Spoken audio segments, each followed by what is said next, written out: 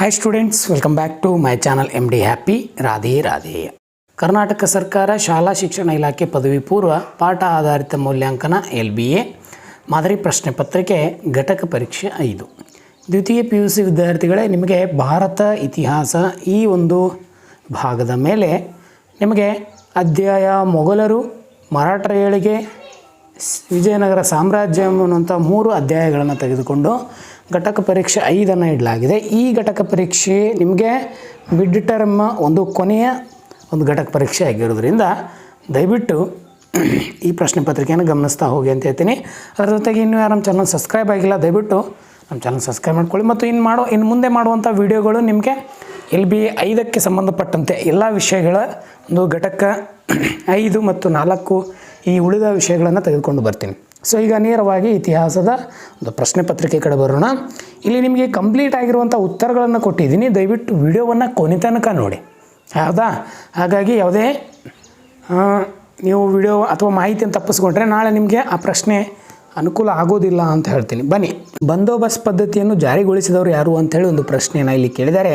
ಆಯ್ಕೆ ರಾಜ ತೋದರ ಮಲ್ಲ, ಇದು ಸರಿಯಾದ ಉತ್ತರ. ಬಂದೋಬಸ್ತ್ ಪದ್ಧತಿಯನ್ನು ಜಾರಿಗೊಳಿಸ್ತಾನೆ. ಒಂದು ಹೇಳಿಕೆಯನ್ನು ಕೊಟ್ಟಿದ್ದಾರೆ. ಪ್ರತಿಪಾದನೆ: ಅಕ್ಬರ್ನು ಸ್ನೇಹ ಸಂಬಂಧಗಳ ಮೂಲಕ ರಜಪೂತರ ಬೆಂಬಲ ಗಳಿಸಲು ಪ್ರಯತ್ನಿಸಿದ ಅಂತ ಒಂದು ಹೇಳಿಕೆಯನ್ನು ಕೊಟ್ಟಿದ್ದಾರೆ. ಕಾರಣ: ರಜಪೂತರ ಶೌರ್ಯ ಮತ್ತು ನಿಷ್ಠೆ ಮೊಘಲ ಸಾಮ್ರಾಜ್ಯವನ್ನು ಬಲಪಡಿಸಲು ಅಗತ್ಯವೆಂದು ಅಕ್ಬರ್ ಅರಿತಿದ್ದ. ಸೊ ಆಯ್ಕೆಗಳನ್ನು ನೋಡ್ತಾ ಹೋದ. ಆಯ್ಕೆ C ಇದೆ ನೋಡಿ, AR ಎರಡೂ ಸರಿಯಾಗಿವೆ. RAನ ಸರಿಯಾದ ವಿವರಣೆ ಆಗಿದೆ ಅನ್ನುವಂಥದ್ದು ಸರಿಯಾದ ಉತ್ತರ ಅಂತ ಹೇಳ್ತೀವಿ. ನೆಕ್ಸ್ಟು, ಮೈಸೂರು ದಸರಾ ಉತ್ಸವನ ಆರಂಭಿಸಿದವರು ಯಾರು ಅಂತಂದರೆ ಆಯ್ಕೆ D ಇದೆ ನೋಡಿ, ರಾಜ್ ಒಡೆಯರ್ ಅಂತ ಹೇಳ್ತೀವಿ. ಇನ್ನು ರಾಮಚರಿತ ಮಾನಸ ಕೃತಿಯನ್ನು ಬರೆದವರು ಬೇರೆ ಯಾರೂ ಅಲ್ಲ, ನಮ್ಮ ತುಳಸಿದಾಸವರು. ಯಾರ್ರೀ? ತುಳಸಿದಾಸರು ಅಂತ ಹೇಳ್ತೀವಿ. ಇನ್ನು ನೆಕ್ಸ್ಟು, ಶಿವಾಜಿಯ ವಿದ್ಯಾಗುರು ಮತ್ತು ಮಾರ್ಗದರ್ಶಕ ಯಾರು ಅಂತಂದರೆ ದಾದಾಜಿ ಕೊಂಡದೇವ. ದಾದಾಜಿ ಕೊಂಡದೇವ, ಇದು ಸರಿಯಾಗುತ್ತಾ. ನವಕೋಟಿ ನಾರಾಯಣ ಎಂಬ ಬಿರುದನ್ನು ಹೊಂದಿದವರು ಚಿಕ್ಕದೇವರಾಜ ಒಡೆಯರ್ ಅಂತ ಕರಿತೀವಿ. ಹೌದಾ? ಒಟ್ಟು 3 ಪ್ರಶ್ನೆಗಳನ್ನು ಕೊಟ್ಟಿದ್ದಾರೆ, ಆರಿಸಿ ಬರೀಬೇಕು ನೀವು. ಕೊಟ್ಟಂಥ ಉತ್ತರಗಳು ಇಲ್ಲಿದ್ದಾವೆ. ಇನ್ನು ನೆಕ್ಸ್ಟ್ ಹೋಗೋಣ. ಹೊಂದಿಸಿ ಬರೆಯನ್ನು ಕೊಟ್ಟಿದ್ದಾರೆ. ಈ ಕೆಳಗಿನವುಗಳನ್ನು ಹೊಂದಿಸಿ. ಅಕ್ಬರ್, ಶಿವಾಜಿ, ಶಿವಪ್ಪ ನಾಯಕ. ಅಕ್ಬರ್ ಒಂದು ಧರ್ಮವನ್ನು ಸ್ಥಾಪನೆ ಮಾಡ್ತಾನೆ, ಅದೇ ದಿನಿ ಇಲಾಯಿ. ಶಿವಾಜಿಯ ಒಂದು ಬಿರುದಿದೆ ಛತ್ರಪತಿ ಅಂಥೇಳಿ. ಇನ್ನು ಶಿವಪ್ಪ ನಾಯಕನ ಶಿಸ್ತು ಬಹಳ ಮುಖ್ಯ ಅಂತ ಹೇಳ್ತೀವಿ. ಇನ್ನು ಬೆಂಗಳೂರು ಸ್ಥಾಪಕ ಯಾರು ಅಂಥೇಳಿ ನನಗೆ ನೀವೆಲ್ಲರೂ ಕಮೆಂಟಲ್ಲಿ ಉತ್ತರವನ್ನು ತಿಳಿಸಿ ಅಂತ ಹೇಳ್ತೀನಿ. ಕಮೆಂಟನ್ನು ಮಾಡಿ, ದಯವಿಟ್ಟು ಯಾರು ಕಮೆಂಟ್ ಮಾಡ್ತಾ ಇಲ್ಲ. ನೀವು ಬೇಕಾಗಿರುವಂಥ ಮಾಹಿತಿ ಸಿಗ್ತಾ ಇದೆ ಅಂತಂದರೆ ದಯವಿಟ್ಟು ನಮಗೆ ಏನಾದರೂ ಒಂದು ಸ್ವಲ್ಪ ಅವ್ರು ಹೇಳಿರುವಂಥ ಮಾಹಿತಿಗೆ ಸ್ವಲ್ಪ ಆದರೂ ಬೆಲೆ ಕೊಟ್ಟು ನೀವು ದಯವಿಟ್ಟು ಕಮೆಂಟ್ಗಳನ್ನು ಮಾಡ್ತಾ ಇರಿ ಅಂತ ಹೇಳ್ತೀನಿ. ಇನ್ನು 1 ಅಂಕದ ಪ್ರಶ್ನೆಯನ್ನು ಇಲ್ಲಿ ಕೊಟ್ಟಿದ್ದಾರೆ. ಚೌತ್ ಎಂದರೆ ಏನು ಅಂಥೇಳಿ ಒಂದು ಪ್ರಶ್ನೆಯನ್ನು ಕೊಟ್ಟಿದ್ದಾರೆ. ನಿಮಗೆ ನಾನೇನು ಮಾಡ್ತಾ ಇದ್ದೀನಿ ಅಂತಂದರೆ ಈ ಒಂದು ಡಿಸ್ಪ್ಲೇ ಮೇಲೆ ನಿಮಗೆ ಉತ್ತರವನ್ನು ಕೊಡ್ತಾ ಇದ್ದೀನಿ. ದಯವಿಟ್ಟು ಆ ಉತ್ತರವನ್ನು ಗಮನಿಸ್ಕೊಂಡು ನೀವು ಏನು ಮಾಡಿ ಬರಿತಾ ಹೋಗಿ. ಶಿವಾಜಿ ನೇರ ಆಡಳಿತಕ್ಕೆ ಒಳಪಡದ ಅವನ ಸಾಮ್ರಾಜ್ಯದ ನೆರೆಯ ಪ್ರದೇಶಗಳು ತಾವು ಸಂಗ್ರಹಿಸಿದ ಭೂಕಂದಾಯದಲ್ಲಿ 1/4 ಅಂತ ಹೇಳ್ತಾರೆ. ಚೌತ್ ಅಂದರೆ ಚೌ ಅಂದರೆ 4 ಭಾಗವನ್ನು ನೀಡಬೇಕಿತ್ತು ಎಂದು ಅದಕ್ಕೆ ನಾವು ಚೌತ್ ಅಂತ ಕರಿತೀವಿ. ಇನ್ನು ಚಿತ್ರದುರ್ಗದ ಕೋಟೆಯನ್ನು ರಕ್ಷಿಸಿದ ಮಹಿಳೆ ಯಾರು ಅಂತಂದರೆ ನಮ್ಮ ಒನಕೆ ಓಬವ್ವ. ಯಾರೀ? ಒನಕೆ ಓಬವ್ವ ಅಂತ ಕರೀತಾರೆ, ನಿಮ್ಗೆ ನೆನಪಿರಲಿ. ಇನ್ನು ನೆಕ್ಸ್ಟು, ಅಬುಲ್ ಫಜಲ್ನ 2 ಕೃತಿಗಳನ್ನು ಹೆಸರಿಸಿ ಅಂತ ಕೊಡ್ತಾರೆ. ಅದರಲ್ಲಿ ಈ ಅಕ್ಬರಿ ಅನ್ನುವಂಥದ್ದು ಬರ್ತದೆ, ಮತ್ತು ಇನ್ನೊಂದಿದೆ ಅಕ್ಬರ್ನಾಮ. ನೆಕ್ಸ್ಟ್, ಅಕ್ಬರ್ನ ಕಾಲದ ಯಾವುದಾದರೂ 2 ಪ್ರಸಿದ್ಧ ಇತಿಹಾಸಕಾರರು ಅಂತ ಹೇಳ್ತಾರೆ. ಈ ಅಕ್ಬರ್ನ ಕಾಲದಲ್ಲಿ 2 ಪ್ರಮುಖ ಏನಪ್ಪ ಅಂತಂದರೆ ಇತಿಹಾಸಕಾರರು. ಅದರಲ್ಲಿ ಬರೋನೇ ಅಬುಲ್ ಫಜಲ್ ಎನ್ನುವಂಥ ವ್ಯಕ್ತಿ, ಅಬುಲ್ ಫಜಲ್. ಇನ್ನೊಬ್ಬ ಬರ್ತಾನೆ ಬದೌನಿ ಅಂಥೇಳಿ. ಯಾರೀ? ಬದೌನಿ, ನೆನಪಿರಲಿ ನಿಮಗೆ. ಶಿವಾಜಿಯ ಪಟ್ಟಾಭಿಷೇಕ ಎಲ್ಲಿ ಮತ್ತು ಯಾವಾಗ ಆಚರಿಸಲಾಯಿತು ಅಂತ ಹೇಳ್ತಾರೆ. ಅದು ರಾಯಗಢದಲ್ಲಿ ಆಗ್ತದೆ. ಎಲ್ರಿ? ರಾಯಗಢದಲ್ಲಿ. ಎಷ್ಟರಲ್ಲಿ ಅಂತಂದರೆ ಸಾಮಾನ್ಯ ಶಕ ವರ್ಷ 1674 ಆಗ್ತದೆ. ಎಷ್ಟರಲ್ಲಿ? 1674 ಆಗ್ತದೆ. ಇನ್ನು ಈ ವಿಜಯನ ಆಳಿದ ಯಾವುದಾದ್ರೂ 2 ಮನೆತನಗಳನ್ನು ಹೆಸರಿಸಿ ಅಂತ ಕೇಳಿದಾಗ 4 ಮನೆತನ ಇದ್ದಾವೆ. ಸಾಳವ, ತುಳುವ, ಸಂಗಮ ಮತ್ತು ಅರವೀಡು ಅಂತ ಕರಿತೀವಿ. ಇವು ಬಹಳ ಪ್ರಮುಖವಾದಂಥದ್ದು. ಸೊ ಒಟ್ಟು ನೀವೇನು ಮಾಡಬೇಕು, ಆ ಪ್ರಶ್ನೆಗಳನ್ನ ನೋಡಿ ಅವಳ ಉತ್ತರವನ್ನು ಸರಿಯಾಗಿ ಗಮನಿಸಿ ಬರೀರಿ ಅಂತ ಹೇಳ್ತಾರೆ. ಇನ್ನು ನೆಕ್ಸ್ಟು ನಾನೇನು ಮಾಡಿದ್ದೀನಿ ಅಂತಂದರೆ, ನಿಮಗೆ ಈ ಒಂದು ಪ್ರಶ್ನೆಗೆ 15-20 ವಾಕ್ಯಗಳು ಉತ್ತರಿಸಿ 5 ಅಂಕದ ಒಂದು ಪ್ರಶ್ನೆ ಕೊಟ್ಟಿದ್ದಾರೆ, 2 ಕೊಟ್ಟಿದ್ದಾರೆ. ತಾಳಿಕೋಟೆ ಕದನ, ಕಾರಣ ಮತ್ತು ಪರಿಣಾಮಗಳು, ಶಿವಾಜಿ ದಿಗ್ವಿಜಯಗಳು ಅಂಥೇಳಿ. ಇನ್ನು ಒಂದು ಪ್ರಶ್ನೆಗೆ 30-40 ವಾಕ್ಯಗಳಲ್ಲಿ ಉತ್ತರಿಸಿ ಅಂತೇಳಿ 10 ಅಂಕದ ಪ್ರಶ್ನೆ ಕೊಟ್ಟಿದ್ದಾರೆ, 2 ಕೊಟ್ಟಿದ್ದಾರೆ. ಅಕ್ಬರ ಜೀವನ ಮತ್ತು ಸಾಧನೆ, ವಿಜಯನಗರ ಕಾಲದ ಸಾಹಿತ್ಯ, ಕಲೆ ಮತ್ತು ವಾಸ್ತುಶಿಲ್ಪ. ಇದರ ಬಗ್ಗೆ ಒಂದು PDF ಅನ್ನು ಕೊಡ್ತೀನಿ, ಅದನ್ನು ಗಮನಿಸ್ತಾ ಹೋಗಿ.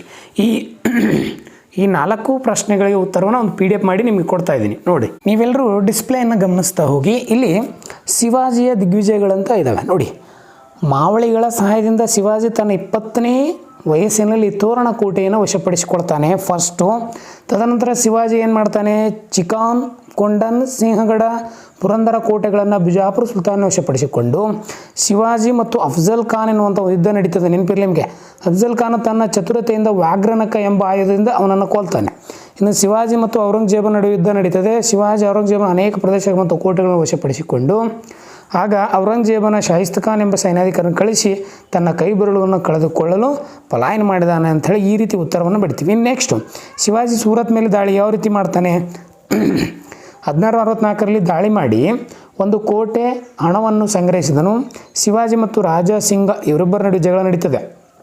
ಜೈಸಿಂಗನು ಶಿವಾಜಿ ಅನೇಕ ಕೋಟೆ ವಶಪಡಿಸಿಕೊಂಡು 1665ರಲ್ಲಿ ಪುರಂದರ ಒಪ್ಪಂದಕ್ಕೆ ಶಿವಾಜಿ ಮತ್ತು ಜೈಸಿಂಗ್ ಸಹಿ ಹಾಕಿದ.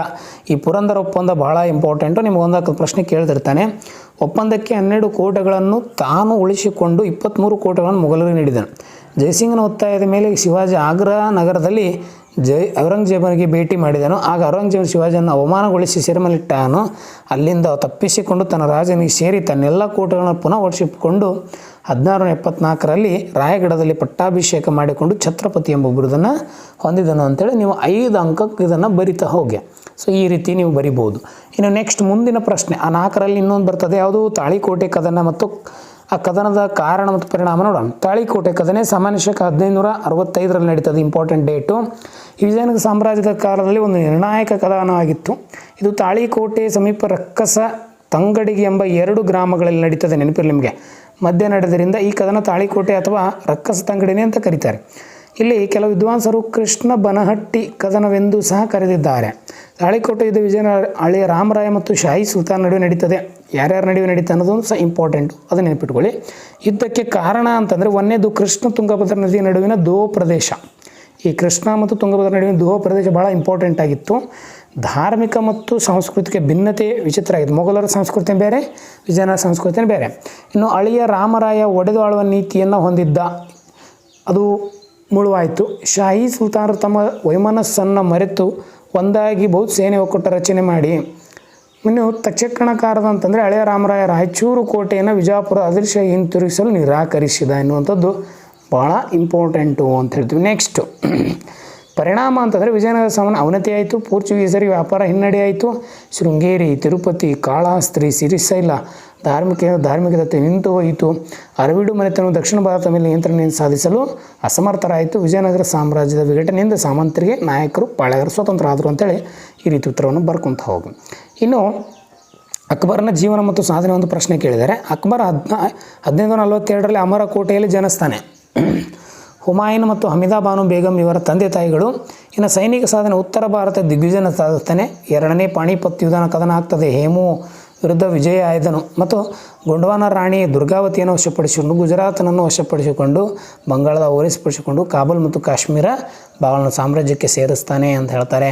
ಇನ್ನು ನೆಕ್ಸ್ಟ್ ದಕ್ಷಿಣ ಭಾರತಕ್ಕೆ ಬರ್ತಾನೆ. ಇಲ್ಲಿ ಬೀದರ್, ಬಿಜಾಪುರ್, ಅಹಮದ್ನಗರ್, ಕಾಂದೇಲ್, ಗೋಲ್ಕೊಂಡ ಮುಂತಾದ ಸ್ಥಳವನ್ನು ವಶಪಡಿಸಿಕೊಂಡು ಹಿಮಾಲಯದಿಂದ ಗೋದಾವರಿಗೆ ತನ್ನ ಸಾಮ್ರಾಜ್ಯವನ್ನು ವಿಸ್ತರಣೆ ಮಾಡ್ತಾನೆ.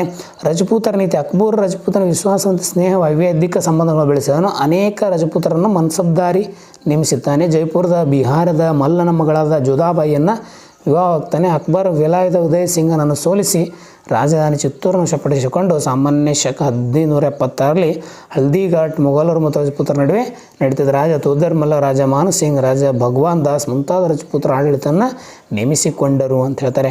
ಇನ್ನು ಧಾರ್ಮಿಕ ನೀತಿ, ಹಿಂದೂಗಳ ಮೇಲೆ ಯಾತ್ರಿಕ ತೆರಿಗೆ, ಧಾರ್ಮಿಕ ತಲೆಗಂದಾಯ ಎಲ್ಲವನ್ನ ರದ್ದುಗೊಳ್ತಾನೆ, ಅದಕ್ಕೆ ಜೀಜೆ ಅಂತ ಕರಿತೀವಿ. ಬಾಲ್ಯ ವಿವಾಹ, ಸತಿ ವಿವಾಹ ವಿಷಯವನ್ನು ಪ್ರೋತ್ಸಾಹಿತಾನೆ. ನೋಡಿ, ಬಾಲ್ಯ ವಿವಾಹಕ್ಕೆ ಸತಿ ಸಂಬಂಧ ನಿಷೇಧಿಸ್ತಾನೆ, ಇನ್ನು ವಿವಾಹಕ್ಕೆ ಪ್ರೋತ್ಸಾಹವನ್ನು ಕೊಡ್ತಾನೆ.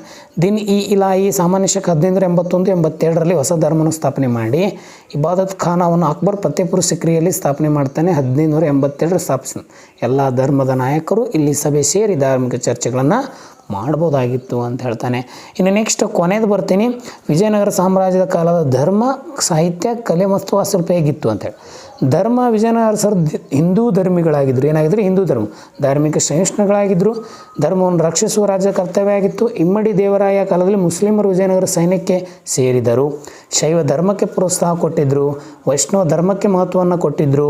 ಅಲ್ಲದೆ ವಚನ ಚಳುವಳಿ ಜನಪ್ರಿಯವಾಗಿತ್ತು ಅಂತ ಹೇಳ್ತಾರೆ. ವಾರ್ಷಿಕ ಚಳವಳಿ, ದಾಸಕೂಟ ಇವೆಲ್ಲವೂ ಸಹ ಅದರಲ್ಲಿ ಪ್ರಾರಂಭವಾಗಿದ್ದ ಧರ್ಮಗಳಲ್ಲಿ.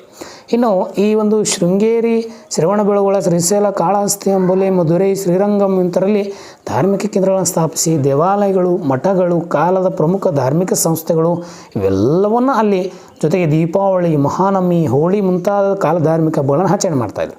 ಇನ್ನು ಸಾಹಿತ್ಯವನ್ನು ನೋಡ್ತಾ ಹೋದಾಗ ಈ ಕಾಲದಲ್ಲಿ ಸಂಸ್ಕೃತ, ಕನ್ನಡ, ತೆಲುಗು ಭಾಷೆಗಳಲ್ಲಿ ಅನೇಕ ಕೃತಿಗಳು ರಚನೆಯಾಗಿವೆ.